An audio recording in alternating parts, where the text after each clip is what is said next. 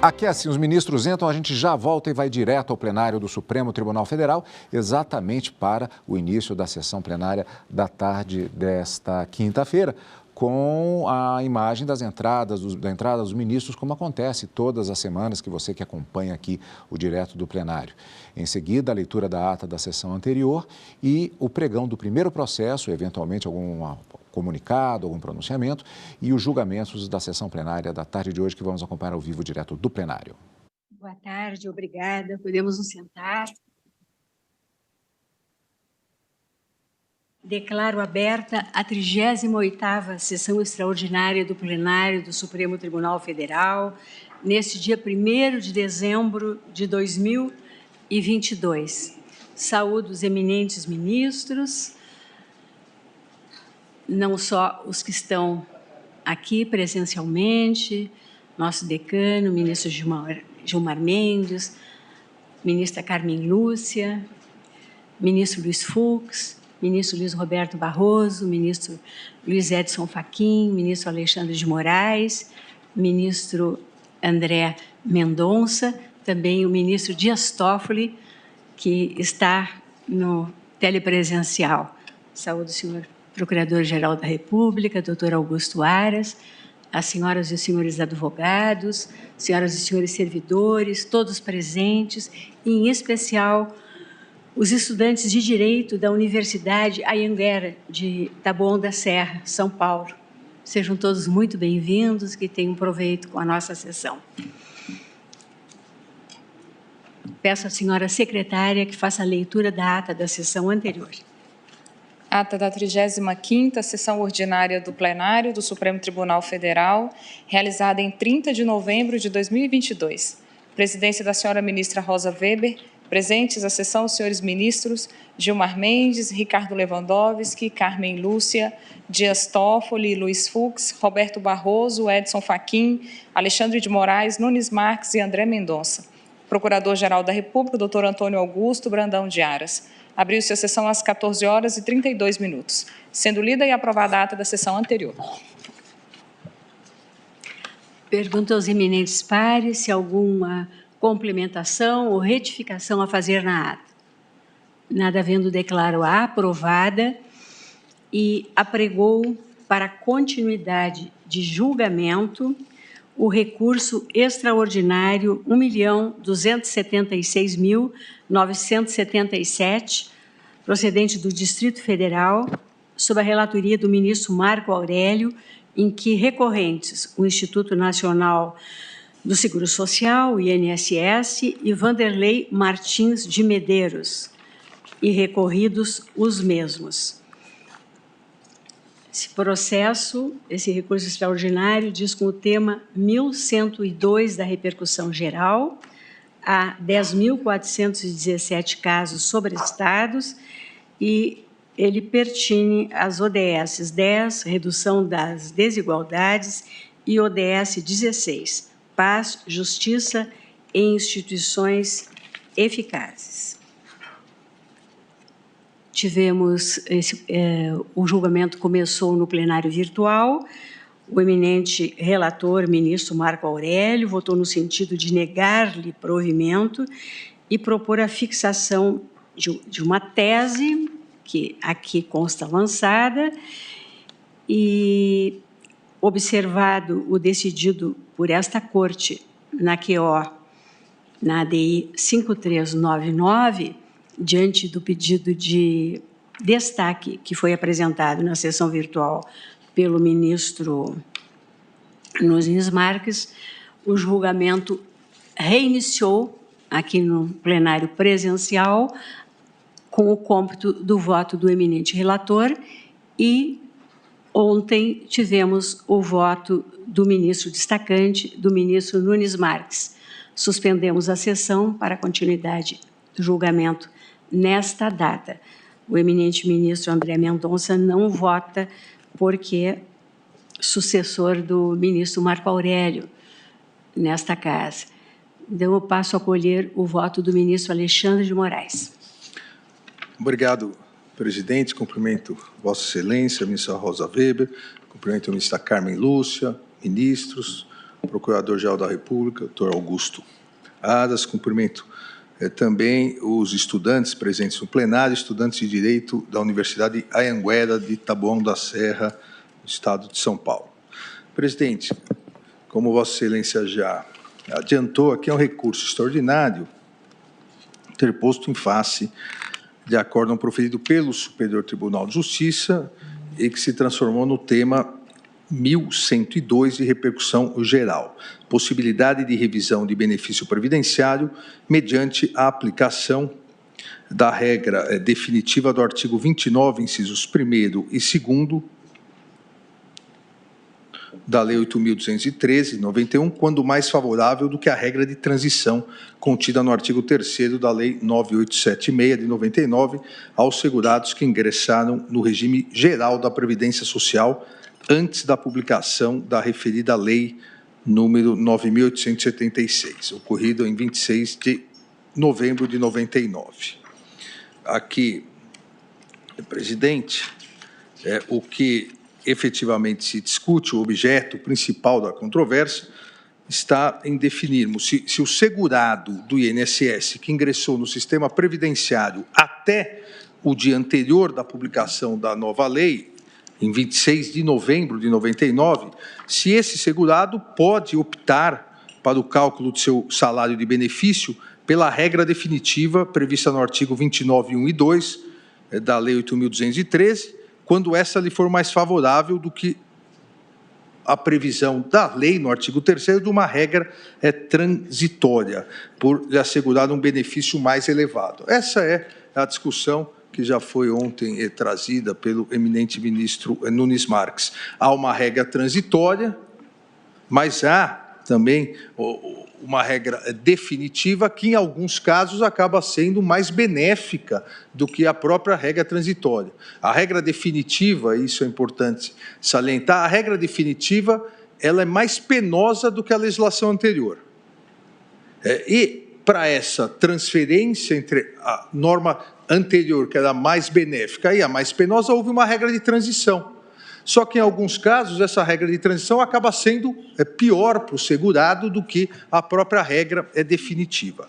Antes de entrar no mérito, rapidamente, aqui é importante afastar a preliminar, porque o INSS arguiu ofensa à cláusula de reserva de plenário, ou seja, arguiu ofensa à súmula 10 do Supremo Tribunal Federal, ao argumento de que o Superior Tribunal de Justiça teria afastado o artigo 3º da Lei 9876 com base em fundamento constitucional, ou seja, teria afastado a regra transitória, declarando-a inconstitucional. Eu afasto essa preliminar, até porque não houve aqui declaração de inconstitucionalidade, e não haveria, então, necessidade de se observar o artigo 97 da Constituição Federal, que prevê a cláusula de reserva de plenário. O que houve foi uma interpretação de que, nos casos mais favoráveis ao segurado, deve-se aplicar a regra definitiva do artigo 29 e não a regra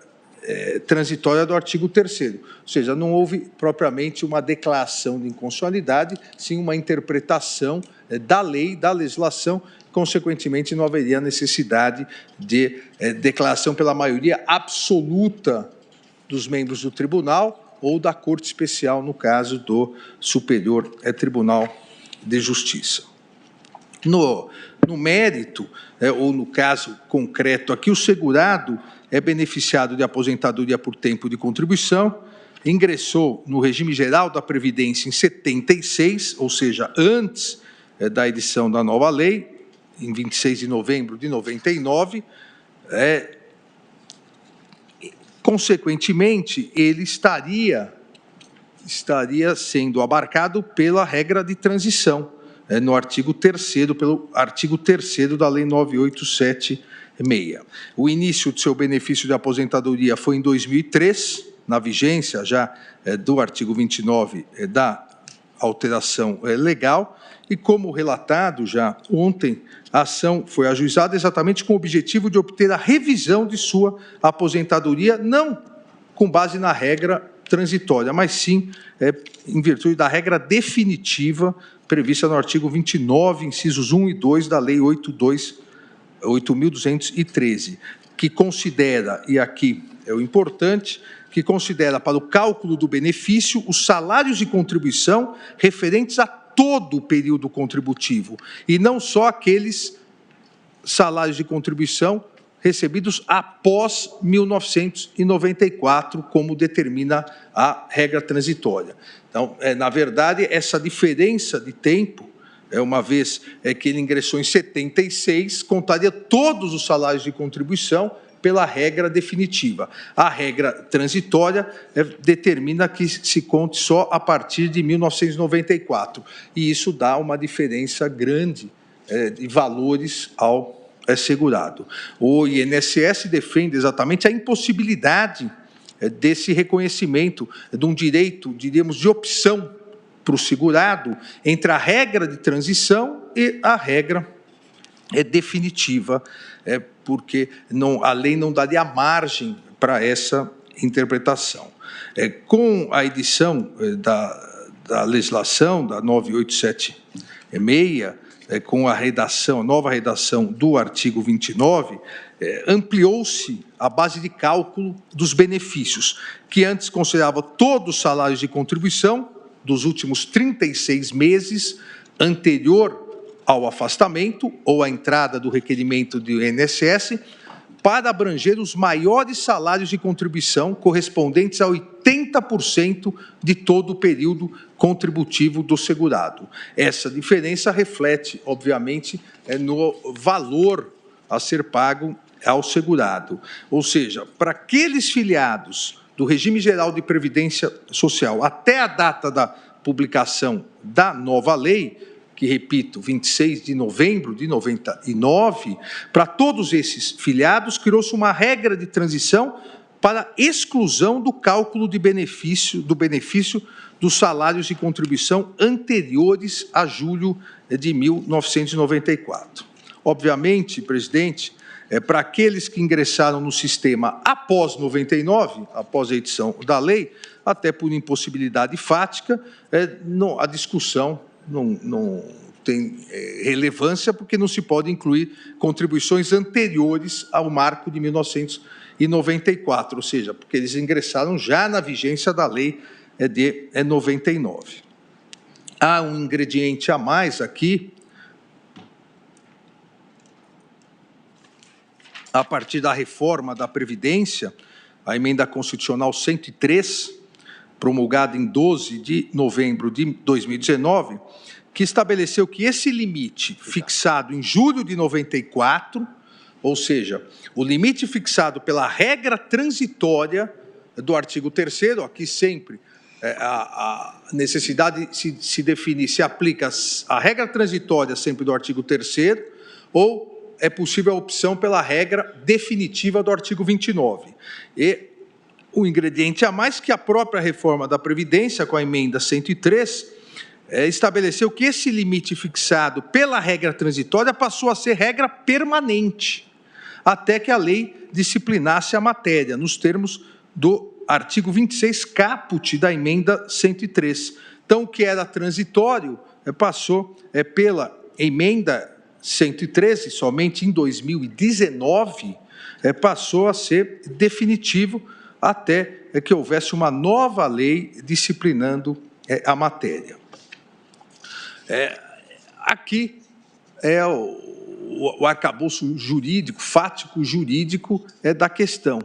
E essa questão já havia sido discutida sobre a transitoriedade, sobre o benefício, sobre evitar o prejuízo maior ao segurado, na própria exposição de motivos do projeto de lei, que foi convertido na Lei 9876 em 97. Na exposição de motivo, a intenção do legislador, e por isso que me parece importantíssimo a própria exposição de motivos, ao excluir as contribuições anteriores a julho de 94, dentro dessa regra transitória do artigo 3º, que depois, pela emenda 103, se tornou definitiva, mas a intenção do legislador foi preservar o valor das aposentadorias dos efeitos deletérios, dos altos índices de inflação do período anterior. Então, a regra transitória, o que ela pretendia era beneficiar o segurado. O que ela pretendeu foi preservar o valor das aposentadorias. Por isso que eu me referi no início, que havia uma regra mais benéfica, veio a regra definitiva do artigo 29, mais dura para os segurados, e uma regra transitória do artigo 3º, que depois, 20 anos depois, em 2019, pela emenda constitucional 103, ficou permanente, mas veio uma regra transitória para tentar preservar aqueles que já contribuíam. A intenção era exatamente favorecer o segurado.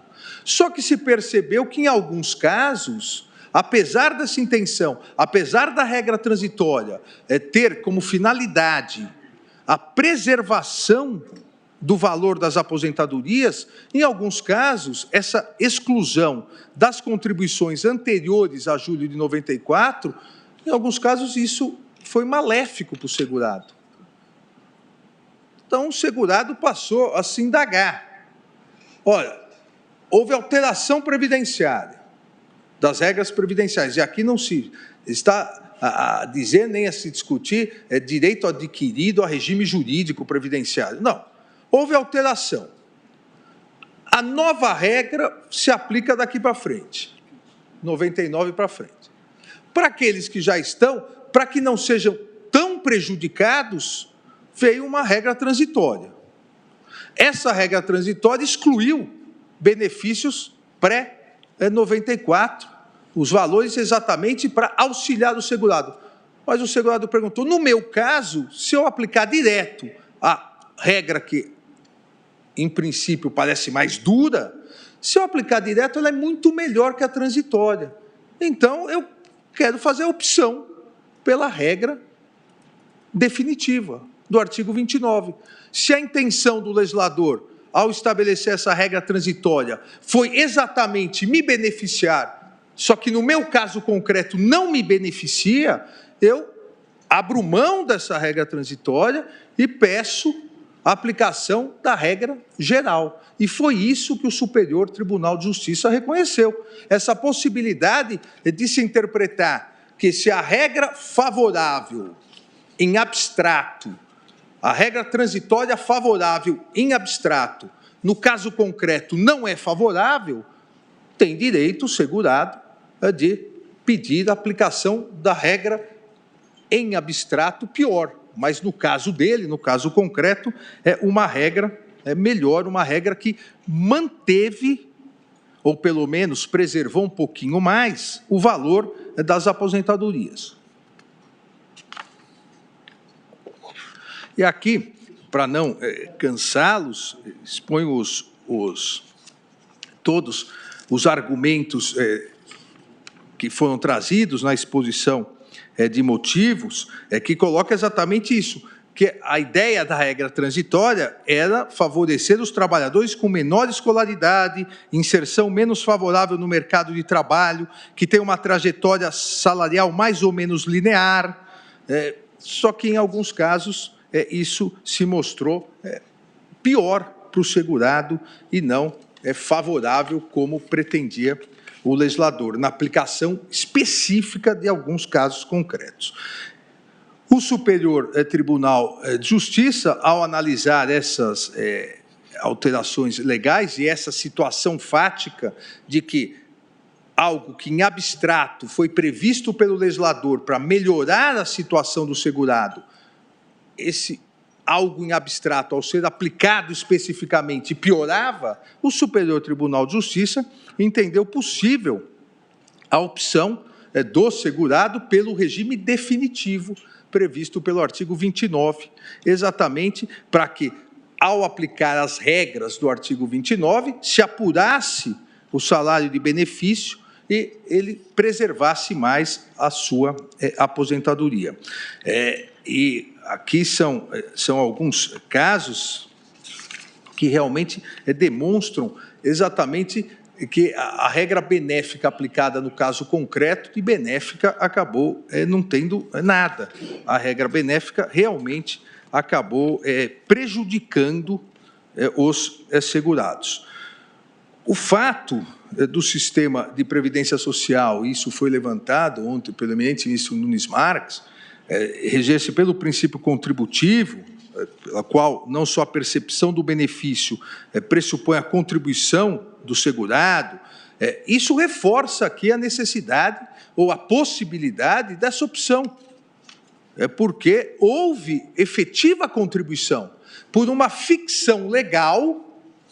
Vejam, por uma ficção legal, o legislador fez um corte em relação aos benefícios para tentar, com esse corte, favorecer o segurado.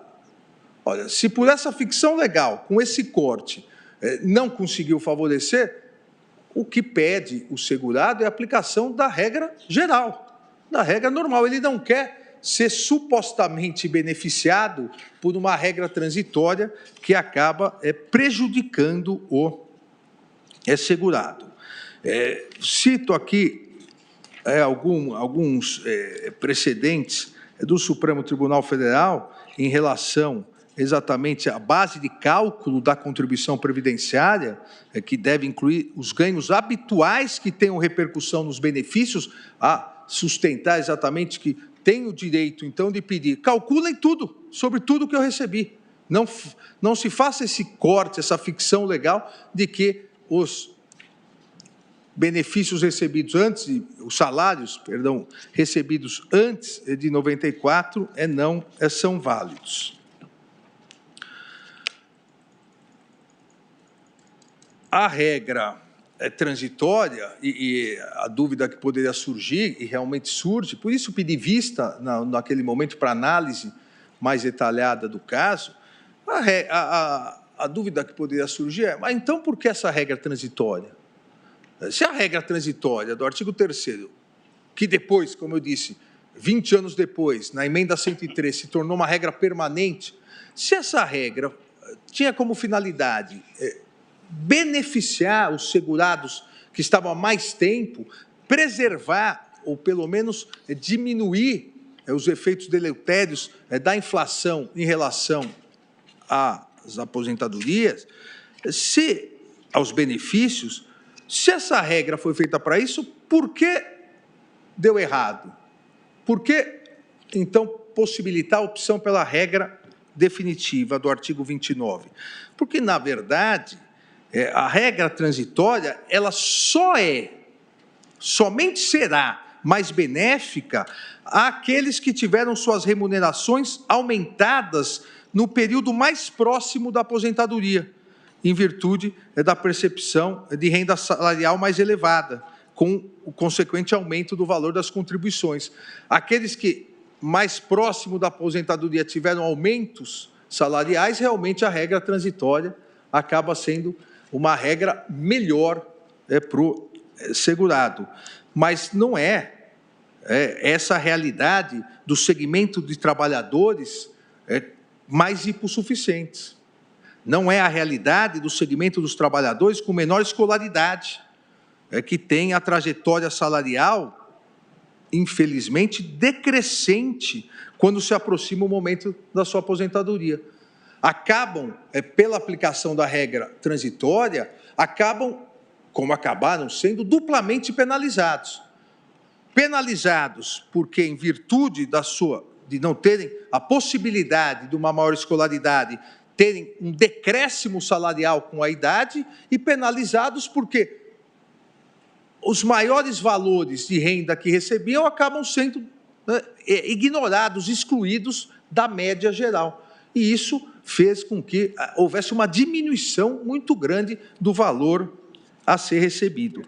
Essa contingência em relação aos trabalhadores com menor escolaridade, com menor salários menores já e menor escolaridade, foi muito bem observada na decisão do Superior Tribunal de Justiça pela ministra Suzete Magalhães, que tocou exatamente nesse assunto, que a regra transitória visava alcançar uma maior justiça social, mas acabou aumentando o fosso entre aqueles que ganham mais e vão progredindo ao longo do tempo, ganhando mais, daqueles que tem mais dificuldades em virtude da menor escolaridade e a sua média salarial vai diminuindo. Acabou ampliando a desigualdade social e de distribuição de renda, e que não era essa a hipótese prevista, inclusive, pelo legislador, como salientei na exposição de motivos do próprio projeto de lei, que depois se transformou na alteração legislativa. Entendo que admitir-se que uma norma transitória que foi clara e especificamente editada para favorecer o segurado acabe importando num tratamento mais gravoso ao segurado e ao segurado mais antigo, ao segurado com menor escolaridade, ao segurado que ganha um menor valor, veja, admitir-se a aplicação dessa regra transitória, me parece totalmente irrazoável. Consequentemente, e foi essa a conclusão do Superior Tribunal de Justiça, que se aplique, então, a regra definitiva. Não se está aqui, e o Superior Tribunal de Justiça não o fez, e também aqui, no meu voto, não estou fazendo, não se está aqui inventando uma nova regra, ou misturando regras. Não, há uma regra definitiva, só que, olha, segurado, eu vou te favorecer com uma transitória. Se não favorecer, vamos aplicar, para garantir o princípio da igualdade e diminuir as desigualdades, vamos aplicar para todos e pedirem a regra definitiva. Eu trago aqui a título de exemplo, presidente, colegas, um caso concreto. É um dos casos da chamada revisão da vida toda, que corre na Justiça, não é esse caso específico, do aposentado X, de 72 anos, ele contribuiu a vida toda sobre o teto da Previdência Social. Mas, ao se aposentar em 2014, as maiores contribuições foram descartadas e o benefício ficou em um salário mínimo. Exatamente por causa desse corte fictício que a lei estabeleceu.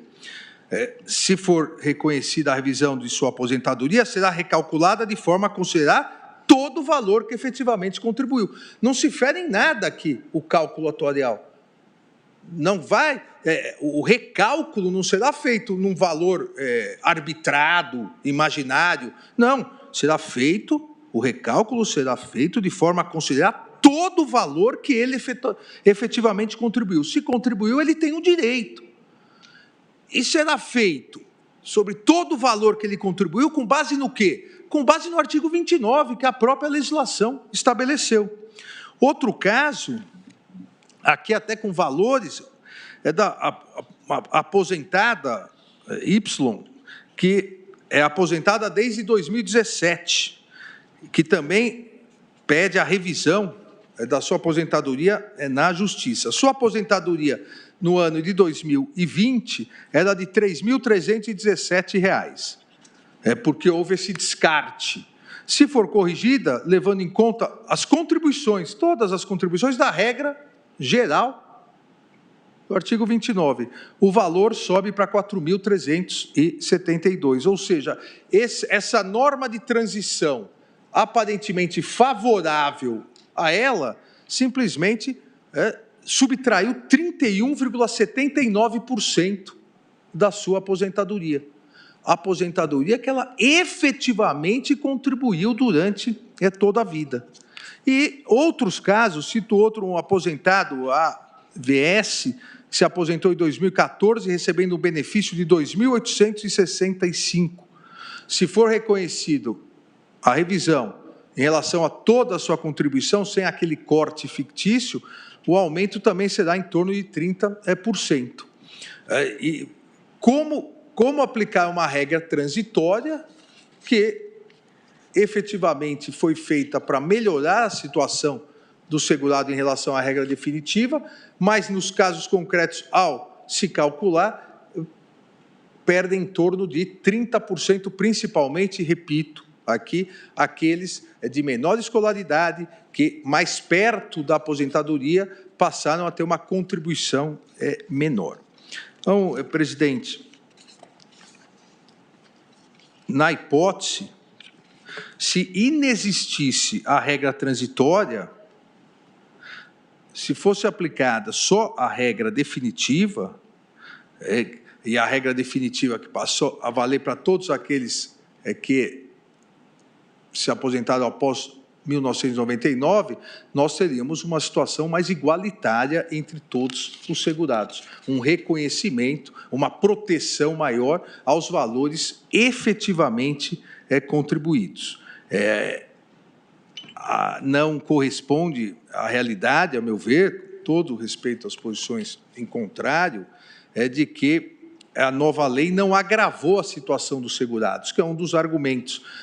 Havia uma legislação, veio essa que agravou, e uma norma transitória, que a ideia era fazer a ponte entre a legislação passada melhor e essa um pouco mais dura. E há um argumento do INSS que, na verdade, essa nova legislação não agravou, agravou. Nós sabemos que não há uma reforma previdenciária que não agrave a situação do segurado.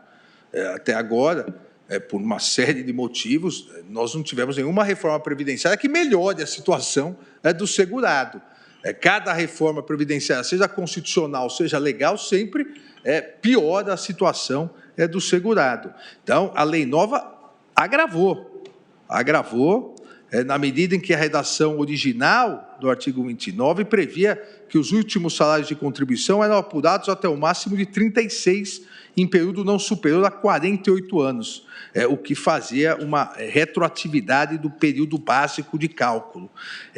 Então, a lei anterior era mais benéfica. A lei de transição, a norma de transição, perdão, como me referi anteriormente, repito, só será benéfica para o segurado que computar mais e maiores contribuições no período posterior a 94.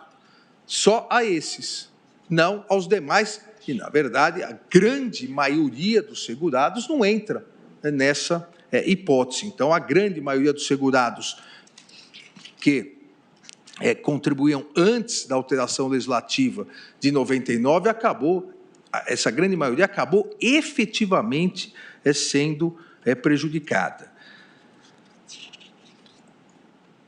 Em conclusão, presidente, me parece que negar a opção pela regra definitiva, tornando a norma transitória obrigatória aos que se filiaram ao regime geral de previdência social antes de 99, além de desconsiderar todo o histórico contributivo do segurado, o que já fere a própria ideia de aposentadoria, além de desconsiderar esse histórico contributivo do segurado, em detrimento, em prejuízo do próprio segurado, causa-lhe prejuízo grave, em frontal colisão com a própria finalidade da norma transitória, que foi justamente a preservação dos valores dos benefícios previdenciários. Ao aplicar a norma transitória para todos, nós teríamos ainda mais uma desigualdade. Aqueles que ganham mais, aqueles que passaram a, com o tempo, contribuir mais porque ganharam mais, esses vão ser beneficiados. Os que mais necessitam, e com o tempo passaram a ganhar menos em virtude da menor escolaridade, esses vão ter quase 30% dos seus benefícios suprimidos. A própria regra de transição favorece quem já é mais favorecido. Então, não me parece que não permitir, ao não permitirmos que esse segurado prejudicado possa optar pela regra definitiva, não me parece que estejamos de acordo com os ditames constitucionais, a determinação do artigo 3º, um dos objetivos da República, de diminuir as desigualdades e o próprio princípio da igualdade previsto no artigo 5º da Constituição Federal. Assim, presidente, o segurado, assim, presidente, eu indico na tese, o segurado que implementou as condições para o benefício previdenciário após a vigência da Lei 9.876, de 26 de novembro de 99, e antes da vigência das novas regras constitucionais introduzidas pela Emenda Constitucional 103, que tornou a regra transitória definitiva, tem o direito de optar pela regra definitiva, caso esta lhe seja mais favorável. E, no caso concreto, o segurado filiou-se ao regime geral de previdência social em 76, requereu o benefício da sua aposentadoria em 2003, sob a vigência do artigo 29, já citado, e antes da emenda constitucional 103. O benefício da sua aposentadoria inicialmente foi calculado segundo a regra transitória, resultou num valor de R$ 1.493. Se for aplicado o cálculo da regra definitiva do artigo 29, seus proventos passarão a R$ 1.823, ou seja, mostra que houve efetivo prejuízo a esse segurado. Em virtude disso, no caso concreto, nego provimento ao recurso extraordinário. Obrigado, presidente. Agradeço ao ministro Alexandre de Moraes e colho o voto do ministro Luiz Edson Fachin. Muito obrigado, senhora presidente. Agradeço Vossa Excelência, ao mesmo tempo que a saúdo. Também cumprimento a eminente ministra Carmen Lúcia, os eminentes pares, o senhor Procurador-Geral da República, as senhoras e senhores advogados aqui presentes, em modo especial, os ilustres advogados da parte recorrente, de interessados, a Miticuri e também do INSS, que compareceram e fizeram sustentações orais, escorreitas, sempre aportando contribuições relevantes para o desate de questões importantes como essa. Cumprimento os votos já proferidos. Nós já temos 3 votos proferidos, uma vez que iniciado o julgamento no plenário virtual, Sua Excelência, o eminente ministro Marco Aurélio, neste recurso ordinário 1276977, já houvera proferido voto e eu registro que, naquela oportunidade, o acompanhei tendo lançado o voto. O texto do voto vogal que lancei foi no dia 5 de junho de 2021, às 20 horas e 16 minutos, segundo o registro do site eletrônico desse tribunal. Eu estou fazendo apenas esse registro para, desde logo, acentuar que o voto que lá proferi, tendo em vista o deslocamento para o plenário presencial, poderia receber alguma revisita se houvesse circunstância fática ou jurídica indicando nesse sentido.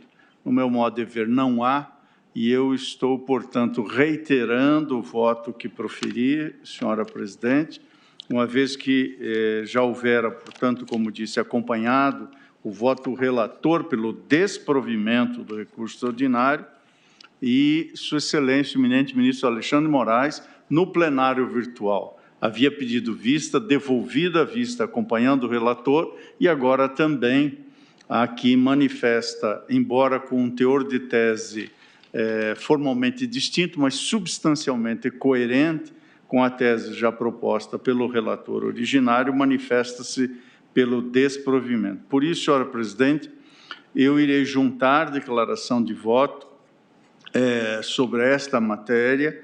Nesta declaração de voto, eu reitero os argumentos, inclusive a questão que foi aqui suscitada pelo eminente ministro Alexandre de Moraes. Eis que até ontem, na divergência do eminente ministro Nunes Marques, isso veio à tona, que é o tema da reserva de plenário.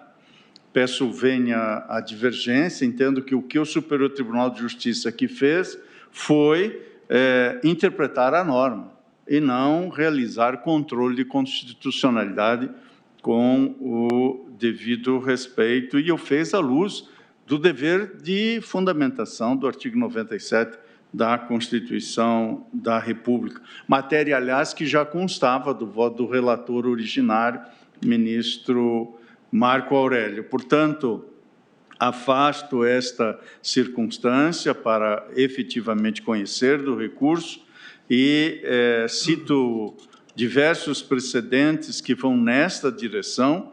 Aliás, por razão até de coerência, menciono um julgamento de 2013, redator para o acordo também o ministro Marco Aurélio, a relatora originária foi a ministra Ellen Grace, e naquele recurso extraordinário 630.501 já se assentou ali a observância do quadro mais favorável ao beneficiário. Portanto, há uma linha de coerência, o que evidencia o cumprimento de um dos deveres importantes derivados do caput do artigo 926 do Código Fux de 2015, que é manter a jurisprudência estável, coerente e íntegra. Portanto, faço esse registro na declaração de voto e ressalto, ademais, senhora presidente, eminentes pares,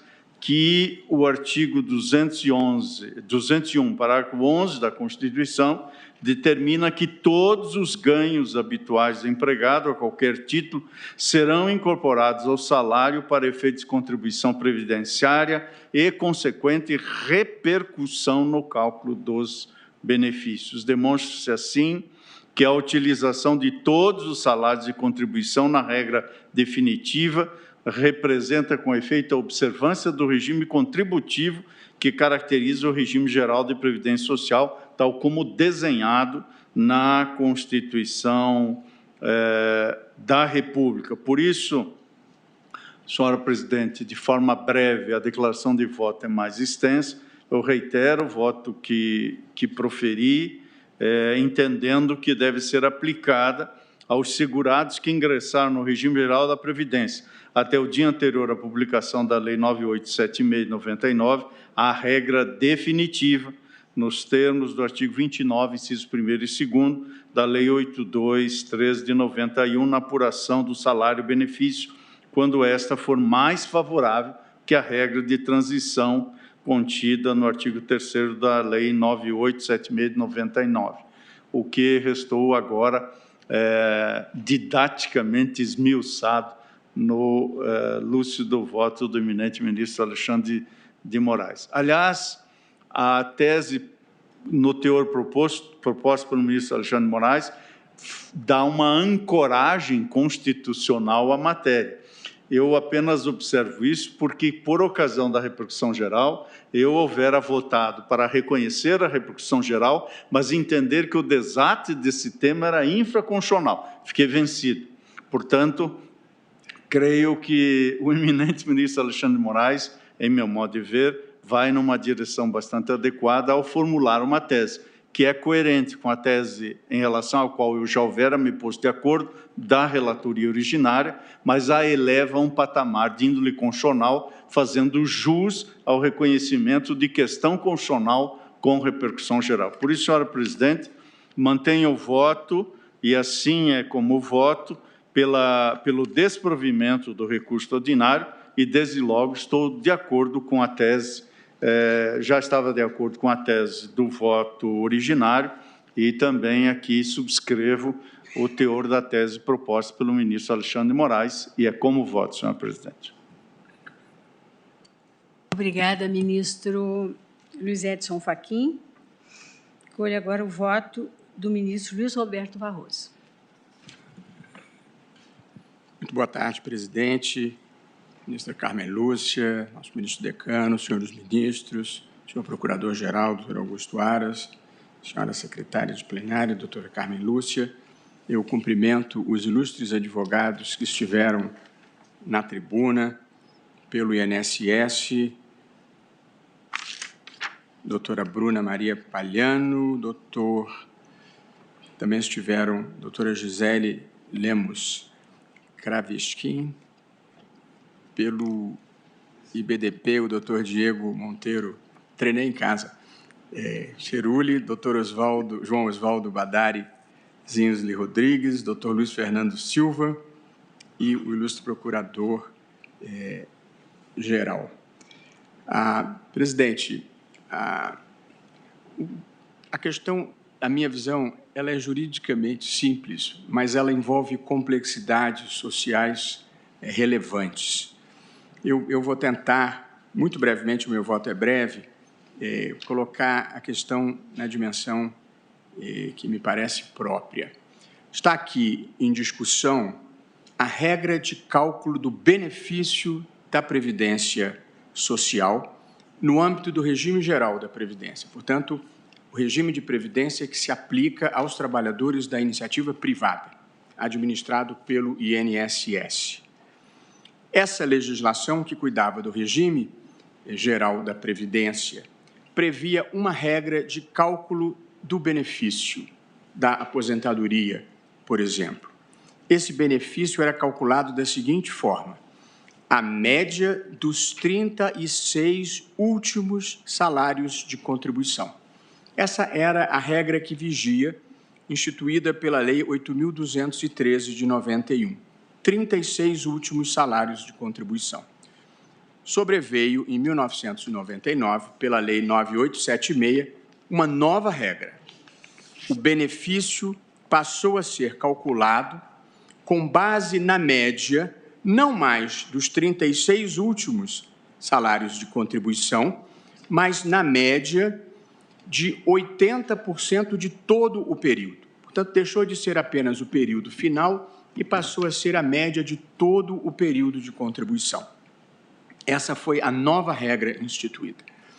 Porém, ao instituir a nova regra, esta lei de 99 previu uma regra transitória, ou seja, que seria aplicável àqueles que já estavam no sistema desde antes dessa modificação e que ainda não haviam se aposentado. A regra de transição prevista diz o seguinte: o cálculo vai ser feito da seguinte forma: a média aritmética dos maiores salários de 80% do período contributivo, a mesma regra definitiva, porém, computados apenas a partir de julho de 1994. Portanto, tínhamos uma regra permanente anterior, 36 últimas. Passamos a ter a regra que era a média de contribuição de todo o período. E a regra de transição estabeleceu a média de todo o período, computado a partir de julho de 1994. O que fez a regra de transição? Ela estabeleceu um corte a partir do Plano Real, a partir do momento em que houve a estabilização da moeda. E, com isso, afastou do processo de cálculo o caos monetário, inflacionário e dos múltiplos planos e dos múltiplos índices de reajuste que existiam antes do Plano Real. Portanto, essa foi a regra transitória que nós estamos aqui discutindo. Se foi legítima ou não a opção do legislador de estabelecer que o cálculo só deveria se dar a partir do Plano Real, a partir de 1994. A decisão lá na origem foi desfavorável à pretensão do contribuinte. A decisão originária foi no sentido de que a regra transitória se aplicava e que ela era legítima e deveria valer. O STJ, no entanto, reformou a decisão da instância originária. E aqui é que eu acho que se coloca a questão constitucional mais delicada que nós estamos aqui discutindo. Em teoria do direito, existem chamados casos fáceis e os chamados casos difíceis. Os casos fáceis são aqueles para os quais existe uma solução pré-pronta no ordenamento jurídico. Os casos difíceis são aqueles para os quais não há uma solução nítida, pré-pronta. E, portanto, você precisa resolver o problema aplicando um princípio ou um conceito jurídico indeterminado. Por esse critério, presidente, do ponto de vista jurídico, esse é um caso fácil, porque existe uma regra expressa que dá a solução para o problema que nós estamos enfrentando. O que aconteceu, no entanto, foi que o Superior Tribunal de Justiça entendeu que essa regra não era justa. O Superior Tribunal de Justiça entendeu que se causaria uma injustiça a esse contribuinte, a esse segurado, se aplicasse a regra de transição. Mas, em todas as vênias de quem entenda diferentemente, justiça ou não justiça não é um critério voluntarista de juiz ou de tribunal. A justiça ou injustiça de uma lei é aferida com base na Constituição, com base nos valores que a Constituição institui. E, portanto, para um tribunal dizer eu não aplico esta lei porque a considero injusta, ele está dizendo eu não aplico esta lei porque a considero incompatível com a Constituição. Mesmo que ela não seja incompatível, em tese, no seu relato, ela pode ser incompatível numa incidência concreta específica. E aí nós temos uma declaração de inconstitucionalidade sem pronúncia de nulidade. Você considera inconstitucional aquela incidência da norma, mas não a norma em si. Com a devida vênia dos entendimentos contrários, eu acho que foi exatamente isso que fez o Superior Tribunal de Justiça. Entendeu que esta norma, naquela incidência, era uma norma inconstitucional. E se assim é, eu peço vênia aos entendimentos contrários, mas houve sim uma declaração incidental de inconstitucionalidade dessa norma sem pronúncia de nulidade. E aí incide, na minha visão, o artigo 97 da Constituição, que institui que somente o plenário ou o órgão especial dos tribunais podem declarar uma lei inconstitucional. E esta decisão do Superior Tribunal de Justiça foi tomada pela seção e não pela Corte Especial, que era o órgão competente para dizer esta incidência é inconstitucional. Portanto, eu não entendo aqui, respeitando as posições contrárias já manifestadas, que havia duas interpretações razoáveis e o STJ escolheu uma. A norma era claríssima. A quem ingressou, quem já estava no sistema ainda não aposentado quando da vigência desta lei, se aplica a regra de transição. E ali não tinha nenhuma exceção prevista. A exceção que se criou foi uma exceção que considerou inconstitucional a incidência da norma. Portanto, é diferente de uma norma que comporte uma ou mais interpretações e a escolha de uma não importe em declaração de inconstitucionalidade. Mas aqui, com todas as vênias, ao ler a literalidade do dispositivo, não vejo possibilidade de mais de uma interpretação.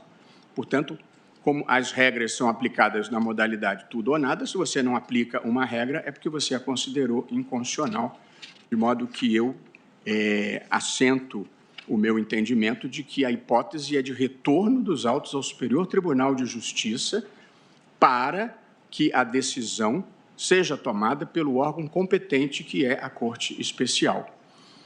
Como todos os demais colegas seguiram viagem depois de decidir esta questão prévia, eu também vou opinar, presidente, no mérito, para já concluir o meu voto. E aí eu acrescento que entendo igualmente que não há inconstitucionalidade material nessa norma. Portanto, eu vislumbrei uma inconstitucionalidade formal no julgamento pelo STJ, porque a decisão não foi do plenário ou da Corte Especial, porém, no mérito, não vislumbro uma inconstitucionalidade material na norma de transição. Tanto não há, presidente, a mim me parece, uma inconstitucionalidade material, que esta se tornou a regra geral com a superveniência da emenda constitucional número 103. A regra geral no sistema passou a ser computar as contribuições pós-1974. E por que, presidente, a mim me parece que foi legítima, quando não desejável, a opção feita pelo legislador?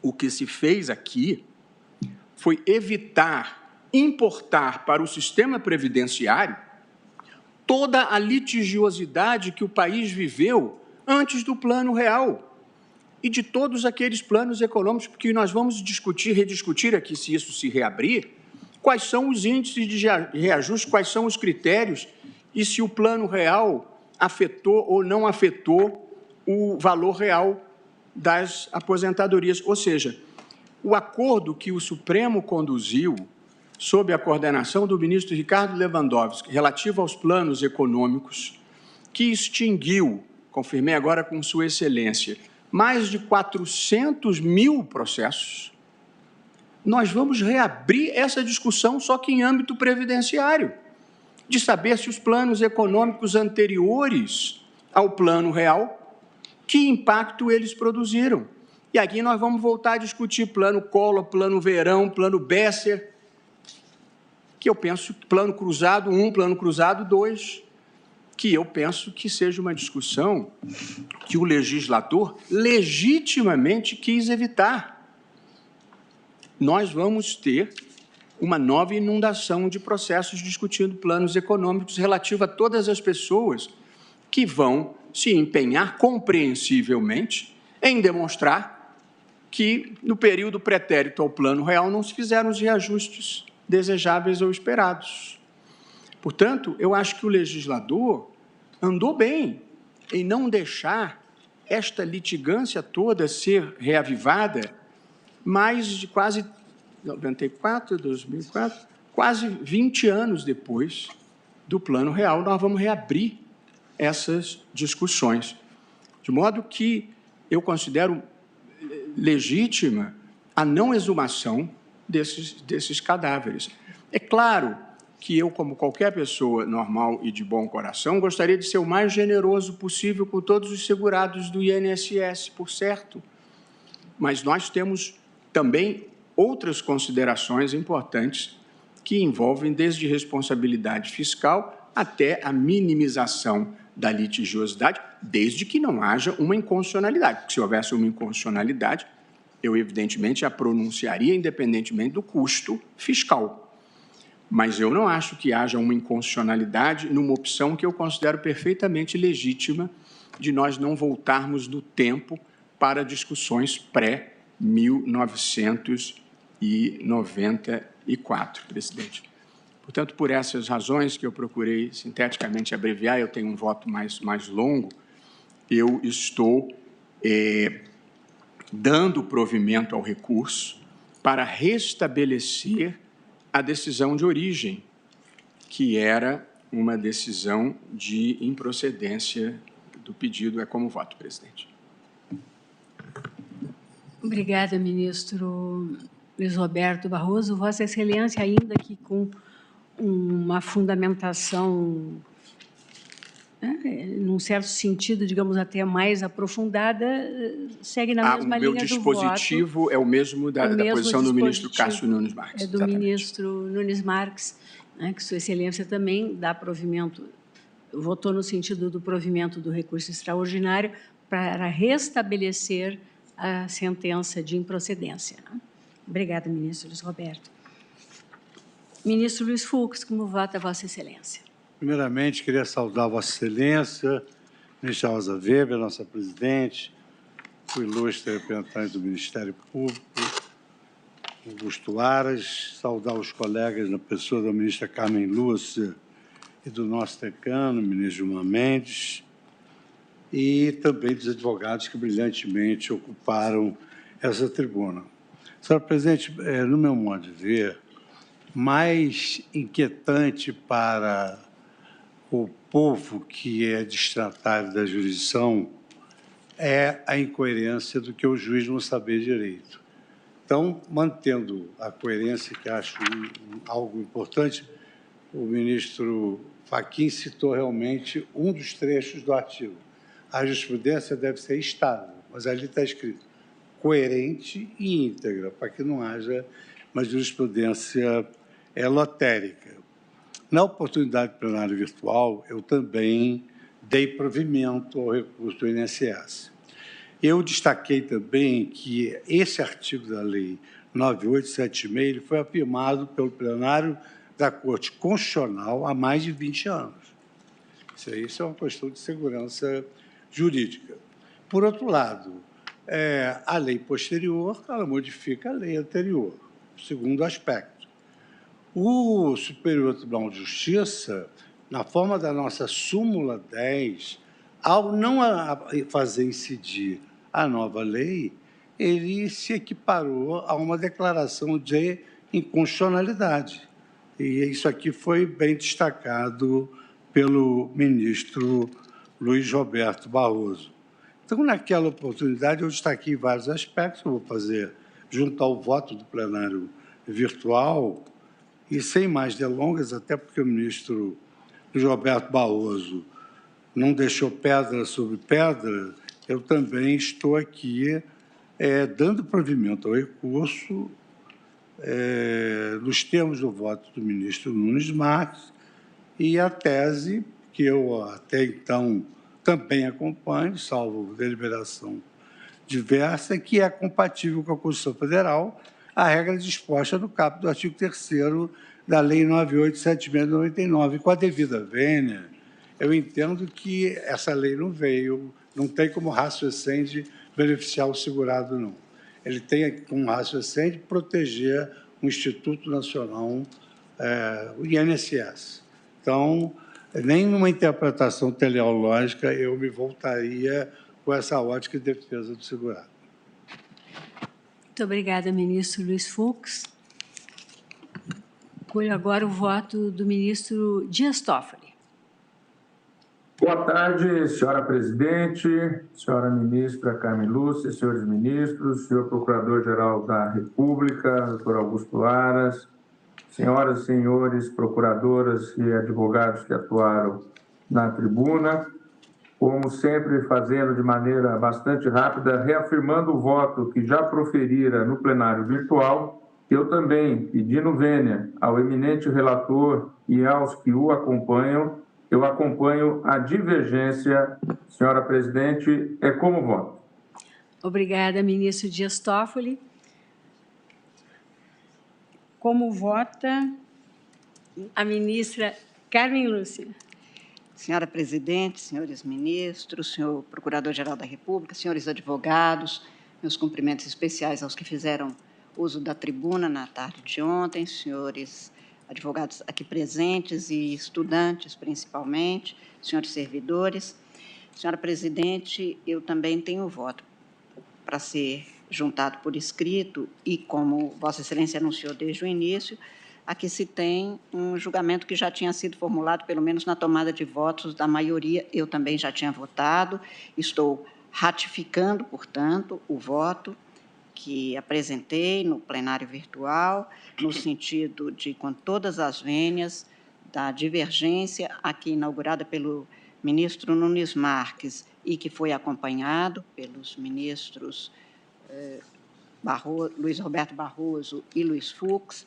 Eu estou negando provimento ao recurso, seguindo, portanto, o voto do ministro relator, e em meu voto, senhora presidente, estou apresentando fundamentos tanto quanto ao artigo 10, o que na esteira do voto que se teve do ministro Marco Aurélio, relator, e também até do parecer da Procuradoria-Geral da República, o que se teve foi a interpretação da norma infraconstitucional e a sua aplicação. E, neste caso aqui, em que agora enfatizado também pelo ministro Alexandre de Moraes e também pelo ministro Fachin, ao fazer menção ao que expôs aqui neste plenário o ministro Alexandre, aqui o que se teve foi que estamos examinando do ponto de vista constitucional, no sentido de não haver, não ter havido, da parte, portanto, do que foi exposto pelo relator na decisão do Superior Tribunal de Justiça, nenhuma agressão, nenhuma ofensa à Constituição. Eu estou, senhora presidente, ratificando, como disse, o voto que apresentei no plenário virtual, no sentido de acompanhar o relator pelo desprovimento do recurso e fazendo a juntada do voto escrito. Muito obrigada, ministra Carmen Lúcia, que acompanha o relator. Ministro Ricardo Lewandowski. Boa tarde, senhora presidente. Cumprimento Vossa Excelência, em sua pessoa, cumprimento todos os presentes. Senhora presidente, singelamente também, eu vou reafirmar o voto que proferi no plenário virtual. Eu, de maneira muito singela e com base na jurisprudência desta Corte, especialmente aquela que foi desvendada a partir do RS 630-501 do Rio Grande do Sul, tendo como relatora a ministra Ellen Grace, de cujo julgamento surgiu a tese relativamente ao tema 334, que tem o seguinte enunciado: para o cálculo da renda mensal inicial, cumpre observar o quadro mais favorável ao beneficiário, pouco importando o decesso remuneratório ocorrido em data posterior ao implemento das condições legais para a aposentadoria. Então, com base no que já decidimos no passado, inclusive formulando uma tese relativamente ao citado tema 334, senhora presidente, estou negando o provimento ao recurso extraordinário, porque se decidíssemos contrariamente a esta solução, estaríamos revisitando a jurisprudência data venia já firmada por este egrégio plenário. Se assim não fosse, senhor presidente, também, um outro argumento que gostaria de enunciar agora verbalmente, nós também esbarraríamos na proibição do retrocesso.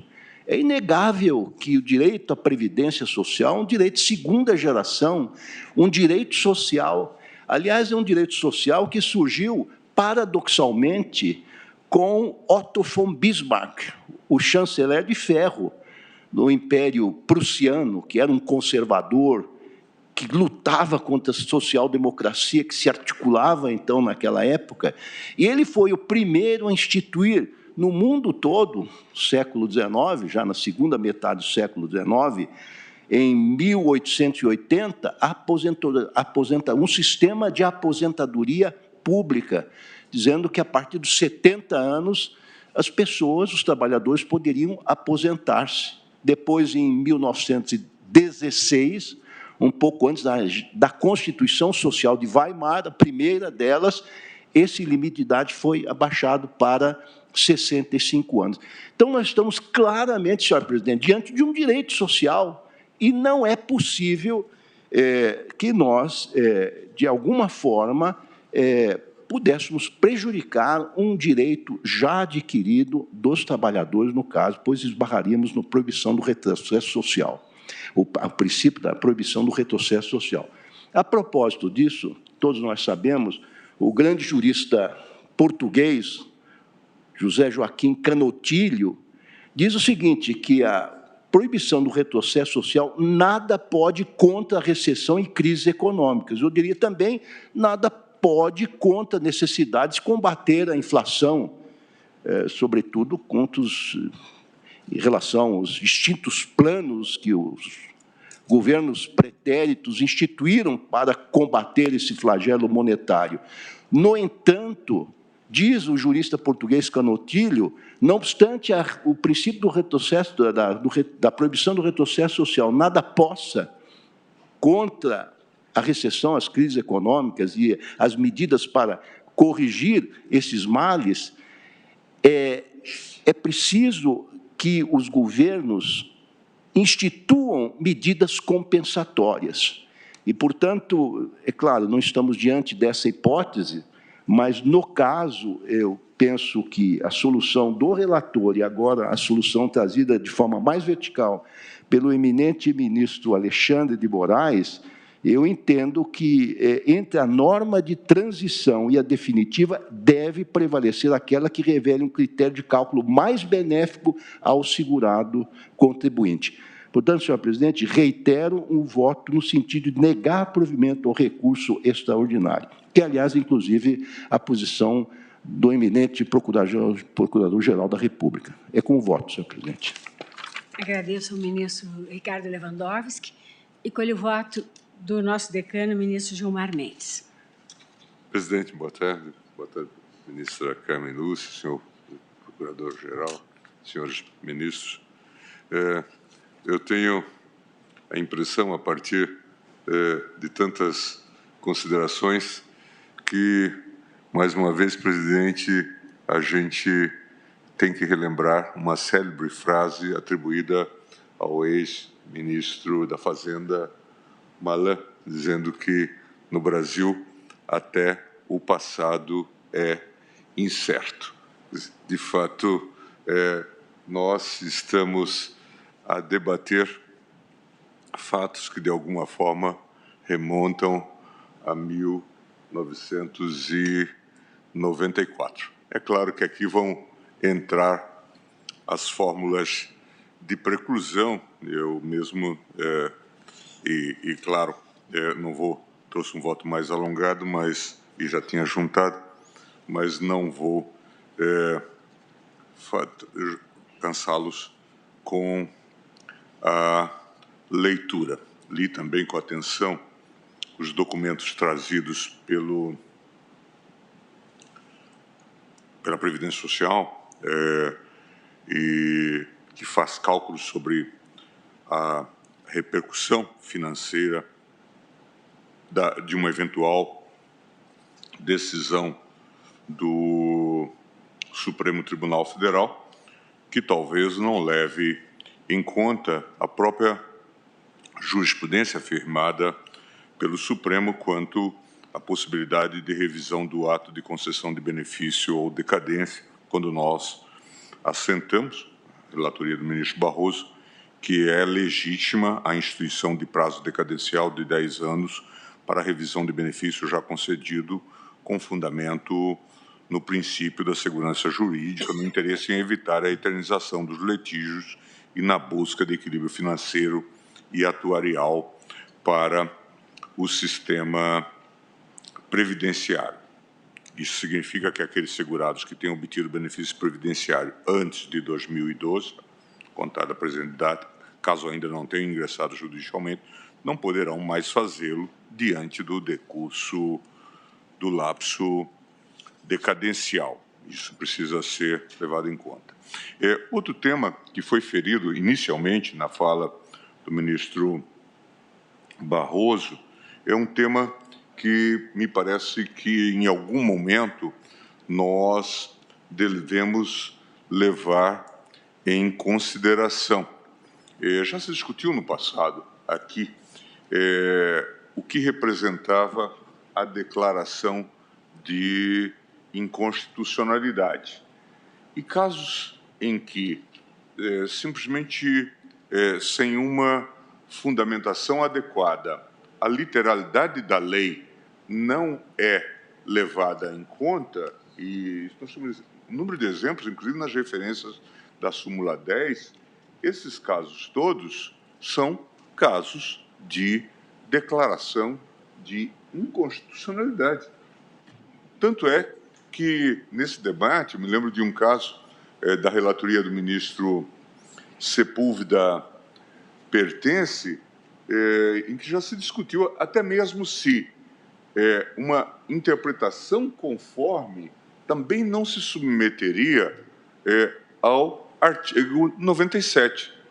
Porque, como nós sabemos, na própria teoria do processo constitucional, ministro Fux, a interpretação conforme, muitas vezes, quando, sobretudo, ela envolve a eliminação de um sentido, é uma declaração parcial de inconstitucionalidade. Então, me parece que é uma questão com a qual nós temos encontro marcado, acho até para enfatizar esse quadro e dar maior segurança jurídica. Então, eu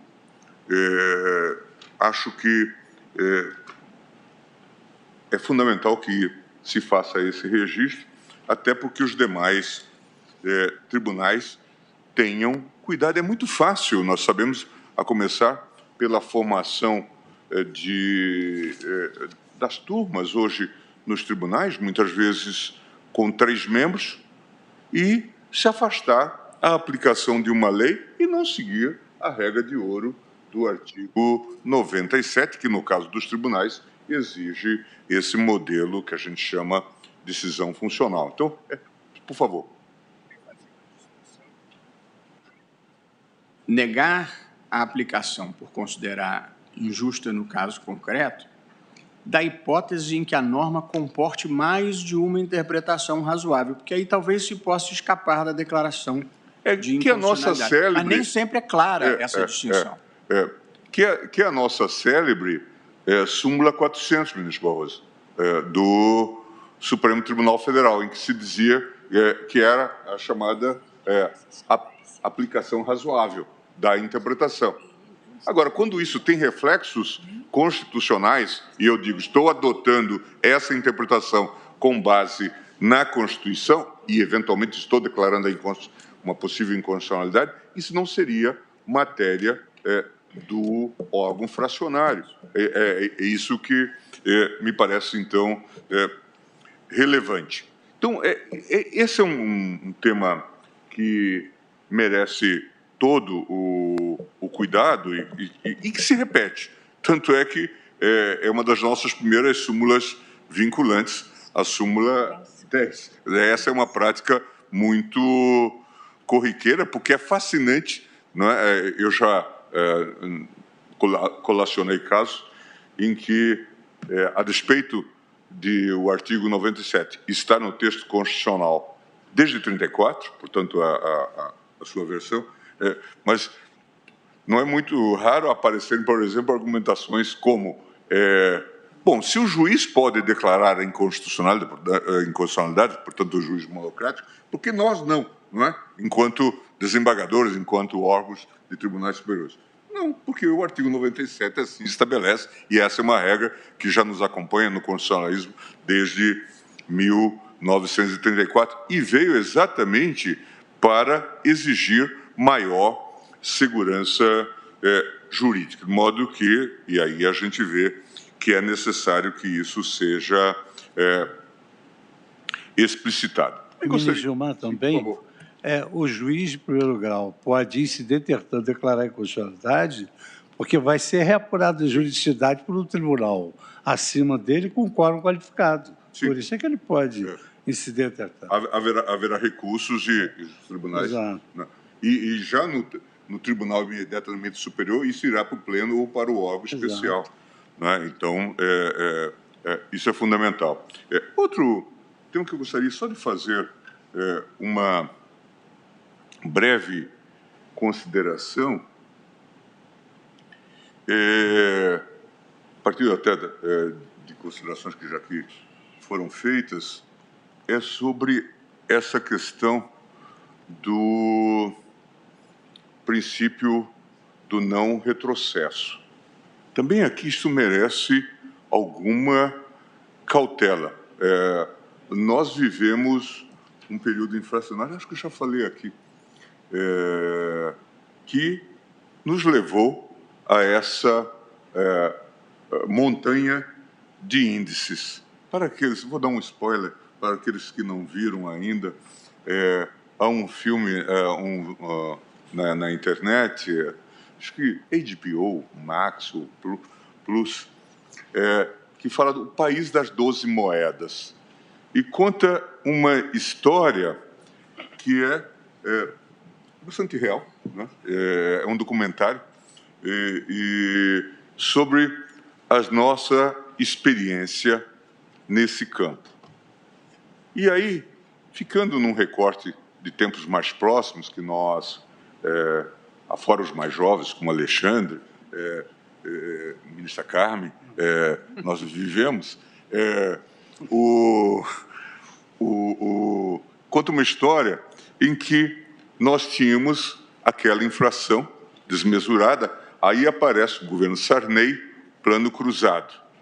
E aparece, esses dias, esse fato me lembrou muito, agora com todos esses episódios que estão acontecendo, com pessoas andando pelas ruas e indo aos quartéis e coisa do tipo, eu rememorei esses tais fiscais do Sarney, sujeito com algo na lapela e com uma tabela de preços na mão, entrando no supermercado e exigindo que o óleo, a manteiga, custasse aquele preço que estava fixado.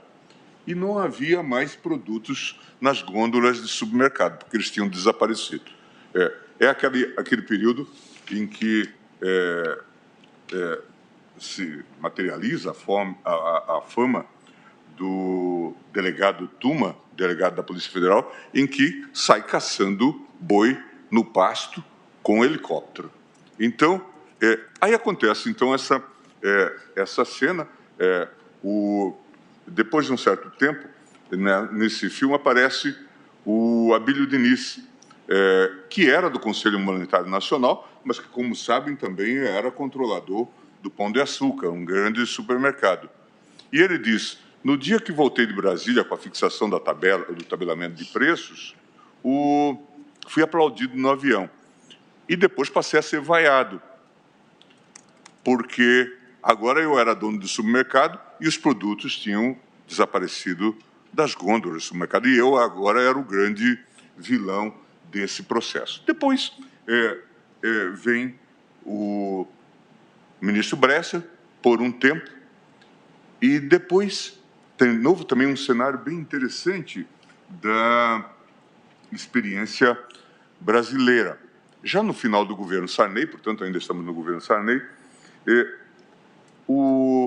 e este é um depoimento pessoal dele, aparece o ministro Maílson da Nóbrega, que diz, foi chamado pelo presidente dizendo, eu vou precisar, talvez, dos seus serviços, agora como ministro da Fazenda.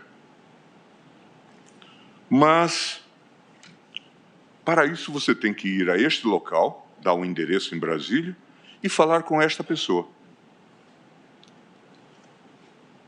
Se tudo estiver bem nessa conversa, você vai se tornar o nosso ministro da Fazenda, para encerrarmos o governo. O endereço era a Rede Globo em Brasília, e a pessoa com quem ele deveria falar era Roberto Marinho. Ele passou por uma sabatina lá, depois voltou para o Ministério e todos já sabiam que ele seria o ministro da Fazenda, bateram palmas. E ele disse que não estavam preparados para aquele momento, teve que dar logo uma entrevista. E deu uma entrevista. E perguntaram a ele qual era o plano que ele desenvolveria. Como não tinha plano nenhum articulado, ele articulou aquilo que é muito conhecido, que era, não, nós vamos fazer algo, um feijão com arroz, né? Uma expressão muito comum, e, portanto, a economia, o plano econômico que ele desenvolveu, ou a política econômica que ele desenvolveu, ficou conhecida como a do feijão com arroz. Vamos administrar um pouco o encerramento deste ciclo. Em seguida, nesse filme, aparece Collor, já recebendo uma inflação, que nós conhecemos como Plano Collor, mas que vem do governo Sarney, de 84,32%. É o Plano Collor, né? Plano Collor 1. E vem aquele tabelamento, melhor, aquelas aspiração de recursos, a retenção dos ativos financeiros. O filme é muito também marcante nisso, porque as pessoas perguntavam à ministra Zélia em que consistiam as medidas e ela relia aquele papel sobre a retenção dos ativos financeiros. E todos endoidecidos nas ruas, porque um tinha comprado uma casa e não conseguia pagar, outro tinha uma cirurgia que não podia fazer. Tudo realmente atrapalhado. Esses dias, inclusive, comentando esse filme com alguém, alguém me disse, e quem sabia explicar aquele plano não sabia falar português, que era o presidente do Banco Central, o Ibrahim Eres. Portanto, todo um quadro muito singular. Então, quando a gente fala de proibição do retrocesso, temos que levar em conta todo esse quadro. A grande dilapidação do patrimônio de todos, e especialmente do trabalhador, vem da inflação. Este é o grande problema. Este é o grande problema. Tanto é que... E isto marca, se a gente quiser, a própria República de Weimar. Tem contos do Heinrich Böll falando a mesma coisa, falando isso.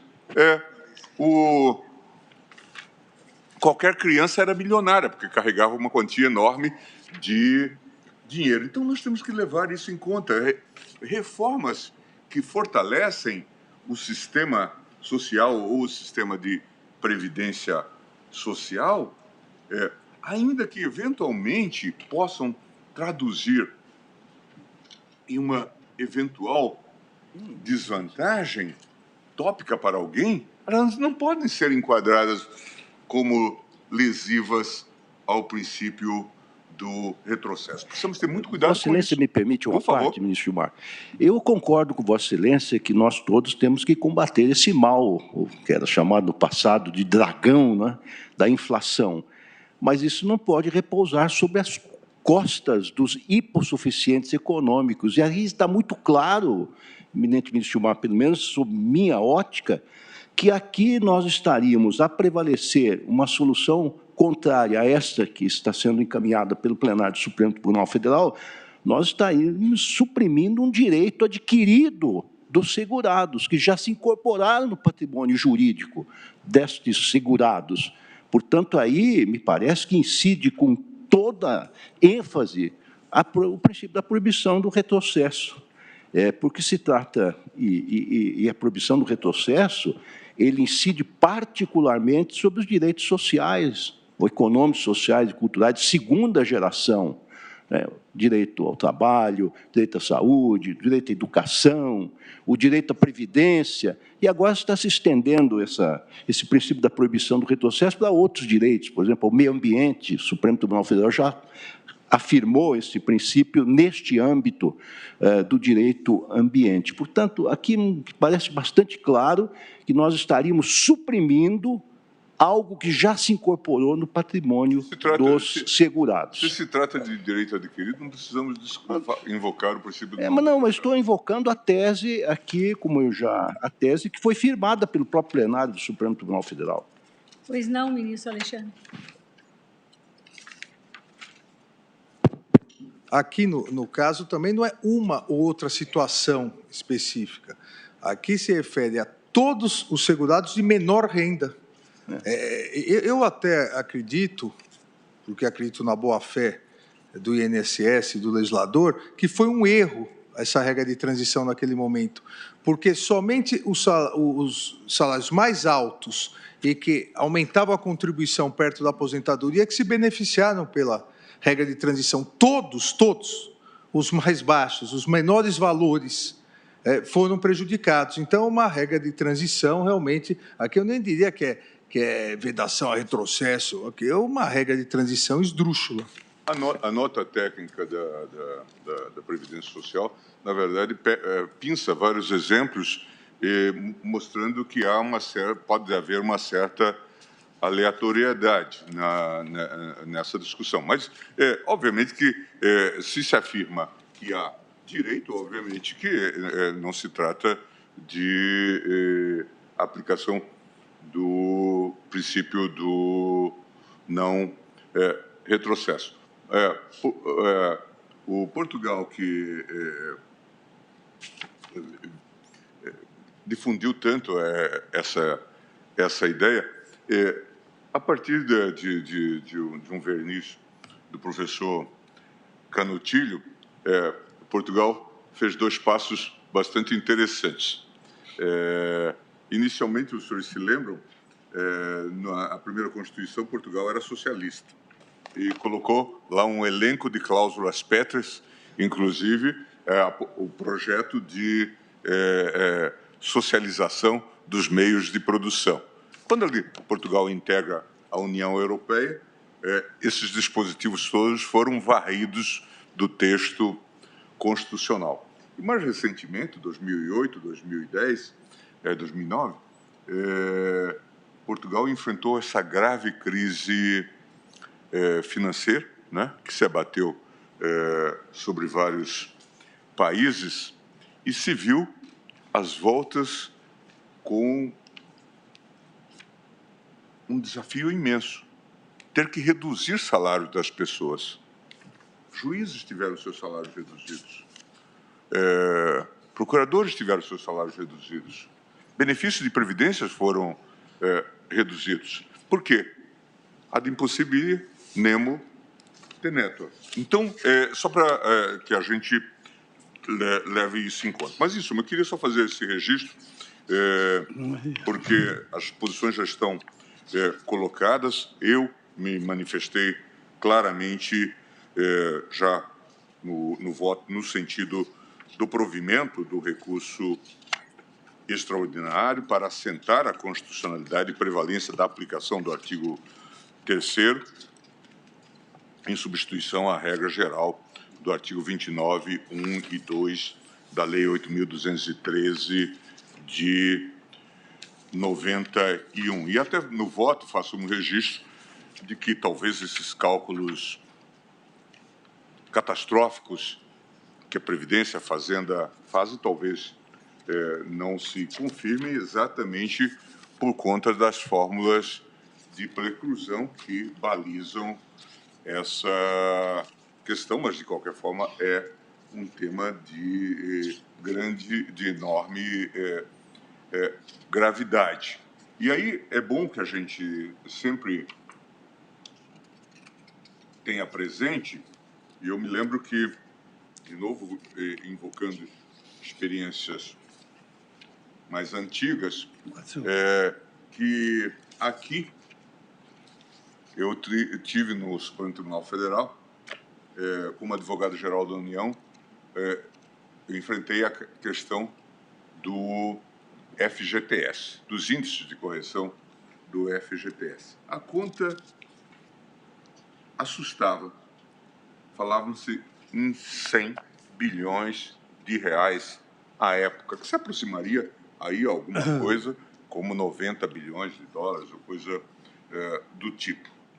À época, ficamos com o copo meio cheio ou meio vazio, porque, ao fim e ao cabo, o Supremo Tribunal Federal reconheceu a constitucionalidade de dois planos e não conheceu dos recursos em relação aos dois. Portanto, nos sobrou uma conta apenas de 50 bi. Como que essa conta foi paga? Com tributação. Não teve outra alternativa. Foi a sobreoneração, que acho que até hoje ainda vige sobre o FGTS. Por isso que é importante olhar essa questão, né, numa perspectiva holística. Senhora Presidente, se Vossa Excelência me permite, Pois não. é porque essa discussão me levou a uma especulação de um tema que nós nunca enfrentamos, que é o seguinte: alguns votos aqui concordaram com a decisão do Superior Tribunal de Justiça no sentido de que, na essência, essa modificação que pode levar à proteção deficiente, ela representou realmente uma declaração de inconstitucionalidade da nova regra. Pois bem, os tribunais não obedeceram ao artigo 97. Mas será que nas hipóteses, não para essa agora, estou sugerindo, será que nas hipóteses em que os tribunais não obedecem à cláusula de reserva de plenário, mas os componentes da Suprema Corte entendem que o dispositivo é inconstitucional, será que, em termos de efetividade da jurisdição, de duração razoável dos processos, não poderia o próprio Supremo, muito embora o Tribunal de Origem não tenha feito, não poderia o próprio Supremo, reunido, não há plenário mais qualificado para declarar a inconstitucionalidade da lei. Nós mesmos superarmos esse defeito, como uma questão prévia, como uma questão prejudicial prévia, nós declararíamos a inconstitucionalidade de um artigo que não cabia ao tribunal declarar, porque não obedeceu à reserva de plenário, e depois passaríamos a julgar. Por quê? Porque a súmula 456 do Supremo diz assim, e nós estamos em sede de RE, o Supremo Tribunal Federal, conhecendo o recurso ordinário, julgará a causa aplicando o direito à espécie. Então, eu deixo em aberto essa questão sobre se o Supremo não teria essa competência, ao invés de cassação, de julgar a causa, já podendo declarar também a inconstitucionalidade de uma premissa necessária ao julgamento posterior do mérito. Mas fica só essa reflexão. É interessante, porque tanto o voto do ministro Nunes Marques como do ministro Luiz Roberto Barroso são nessa linha, no sentido, o voto seria no sentido de cassar a decisão do STJ e determinar por ofensa a nossa súmula 10 e determinar o retorno ao STJ para que apreciasse. O ministro Fux aventa a possibilidade de, nessa hipótese, o Supremo, em compreendendo pela inconstitucionalidade, não determinar retorno e já se pronunciar a respeito como uma questão a ser, né, apreciada, não nesse caso, mas, quem sabe, no futuro, por esse plenário. Mas foi isso que eu fiz no meu voto, e acho que os demais também. Quer dizer, não prevalecendo essa tese, eu já me pronunciei pela constitucionalidade, que me parece inequívoca por mais de uma razão. A primeira, se o legislador poderia ter estabelecido como regra definitiva a regra que foi transitória, por que ela seria inconstitucional? E depois, o Congresso estabeleceu como regra definitiva, por emenda constitucional, o critério da regra transitória. Portanto, do ponto de vista material, eu acho que é insustentável a inconstitucionalidade. E só para fazer registro, presidente, da questão, eu aqui fiz várias considerações no voto, mas discuti a proporcionalidade do artigo 3º, que já foi declarado, pelo menos constitucional, nas ADINs 2110, 2111, pelo menos em cautelares. Não é? Mas eu fiz até essa consideração dizendo o seguinte, significava que um cidadão que trabalhou por 30 anos, artigo 52 da Lei 8.213, e requereu aposentadoria em 1º/12/99, teria de um dia para o outro aumentado o período básico de cálculo de 30/11/96 a 30/11/99, para 30/11/69 a 30/11/99. 30 anos. Aumento de 27 anos ou equivalente a 1000%. E o que fez o legislador? Criou uma regra de transição consentânea com a proporcionalidade. Se não, vejamos, por ano, do requerimento de aposentadoria, considerando para facilitar a compreensão a exigência de 30 anos de tempo de contribuição. 1º/1/2000 seria considerado o período básico de cálculo de julho de 94 a 12 de 95, 5 anos e 6 meses, e não de 12 de 69 a 12 de 99. 1º/1/2001 seria considerado o período básico de cálculo de julho de 94 a 12 de 2000, 6 anos e 6 meses, e não de 12 de 70 a 12 de 2000. Ou 1º de janeiro de 2002 seria considerado o período básico de cálculo de julho de 94 a 12 de 2001, 7 anos e 6 meses, e não 12 de 71 a 12 de 2001. 1º de 2003 seria considerado o período básico de cálculo de julho de 94 a 12 de 2002, 8 anos e 6 meses, e não de 12 de 72 a 12 de 2002. E assim por diante. Então, o que eu estou dizendo é que reitero que tal norma foi considerada constitucional por esta Corte no julgamento das medidas cautelares nas ADINs 2110 e 2111, e depois adicione-se a alteração constitucional procedida pela emenda constitucional 103, a qual dispôs no seu artigo 26 aquilo que o ministro Barroso já fez referência. Mas é só isso. Obrigada, ministro Gilmar.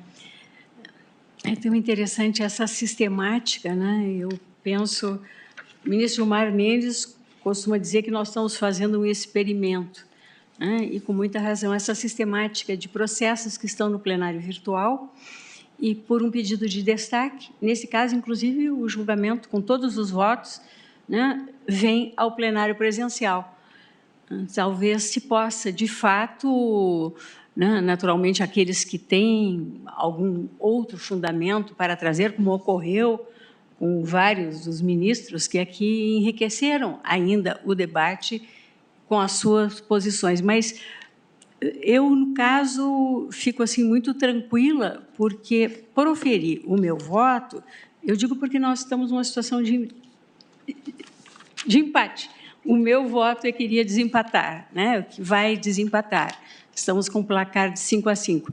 E eu me sinto muito tranquila porque eu proferi o meu voto em 2021. E, na época, não era presidente do Supremo, votei, até peguei aqui, seguindo o ministro Luiz Edson Fachin, em 10 de junho de 2021, eu votei às 10 horas e 55 minutos, né? E ainda depois do meu, tivemos 2 votos e depois o voto visto ainda do ministro Alexandre de Moraes. Esse debate enriquecedor poderia, sim, ter me feito mudar de posição, mas eu, ao contrário, com maior respeito, mais convicção ainda tenho, pedindo toda a vênia divergência, no sentido do acerto, à luz da Constituição, considerada quer a cláusula, a nossa súmula número 10, né, quer a cláusula da reserva, quer o tema de fundo, em que a prevalência da regra de transição que fez para atenuar a perda provocada pela alteração legislativa, no caso concreto, importou em maior prejuízo e a compreensão se fez pela aplicação STJ, né, da norma mais favorável. E aqui é interessante, porque a norma mais favorável pressupõe sempre a concomitância de duas normas, né, diferentemente da condição mais benéfica que pressupõe normas sucessivas no tempo. Mas, de qualquer sorte, me parece que pelo menos se permitiu, com esse debate todo, mais de um ano depois, que as posições pudessem até eventualmente ser revistas ou, no caso, né, se reafirmassem. É o que eu faço agora, tem um extenso voto escrito, que eu vou juntar aos autos, mas que também não tem nenhum argumento ou fundamento novo que mereça cansar a todos, né, depois de todos os fundamentos aqui externados no sentido das duas teses. Então, eu proclamo o resultado que o tribunal, por maioria, negou provimento ao recurso extraordinário. Vencidos os ministros Nunes Marques, segui a ordem, né, que foram proferidos, Nunes Marques, aqui eu tenho o ministro Dias Toffoli, Luiz Roberto Barroso, Luiz Fux, Dias Toffoli e Gilmar Mendes. E agora resta a tese, né, porque o eminente relator apresentou uma tese levemente divergente, né, ou melhor, apresentou uma tese da qual o ministro Alexandre de Moraes não propriamente divergiu, mas apresentou como uma nova formulação. Eu poderia... Por favor, presidente. Apresentá-la, por favor, ministro? O segurado que implementou as condições para o benefício previdenciário após a vigência da Lei 987/6, de 26 de 11 de 1999, e antes da vigência das novas regras constitucionais introduzidas pela Emenda Constitucional 113 de 2019, tem o direito de optar pela regra definitiva, caso esta lhe seja mais favorável. Com relação à tese, alguma ponderação quanto à tese apresentada pelo ministro Alexandre de Moraes? Mesmo os que divergiram com relação à tese em si, alguma ponderação? Então, aprovada a tese com a formulação apresentada pelo ministro Alexandre de Moraes, que redigirá o acórdão. Pois não, ministro? Não, eu só tinha feito no meu voto, e chamei a atenção agora, de que essas questões que não foram alvo de questionamentos judiciais, em princípio, já não são suscetíveis mais de revisão na linha da fórmula de preclusão que nós declaramos constitucional.